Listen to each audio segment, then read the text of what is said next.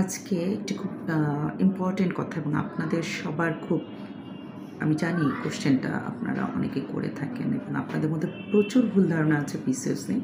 আমি চেষ্টা করে যাচ্ছি আপনাদের ধারণাগুলাকে সঠিক রূপ দেওয়ার। তো যেই কথাটা নিয়ে আজকে বলব যে পিসিওএসকে নিরাময় করা সম্ভব কিনা। মনে রাখতে হবে যে পিসিওএস কিন্তু একটি জেনেটিক অসুখ, একটি হরমোনজনিত অসুখ এবং এটা ফ্যামিলিয়ালও প্রিডিসপোজিশন থাকে।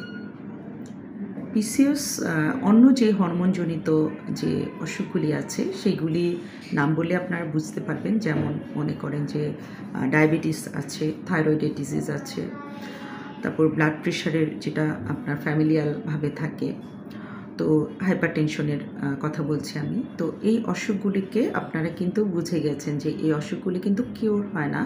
এই অসুখগুলিকে কন্ট্রোলে রাখলে আপনার জীবন সুন্দরভাবে চলে যায়।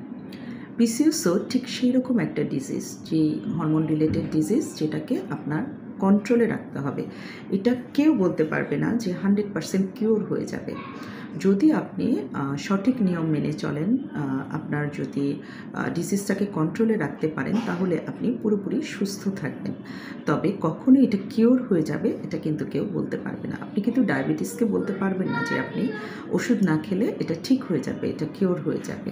সেরকম পিসিওএসও আপনি যদি লাইফস্টাইল ঠিক না করেন, আপনার যদি অন্য সব কিছু হরমোনাল যে আদার প্যারামিটারগুলি আছে ওগুলি যদি ঠিক না রাখেন, তাহলে কিন্তু বলা যাবে না যে আমি 2 মাসে 6 মাসের ওষুধ দিয়ে আপনার পিসিওএসটাকে কিওর করে ফেলতে পারবো। এটা যারা বলবে এটা সম্পূর্ণরূপে ভুল। পিসিওএস একটি জেনেটিক, একটি এন্ডোক্রাইনোলজিক্যাল প্রবলেম। এটাকে আপনি কন্ট্রোলে রাখতে পারবেন। কখনোই 2, 4, 5, 6 মাসের ওষুধ দিয়ে আপনি এটাকে ভালো করতে পারবেন না। আপনারা মনে রাখতে হবে যে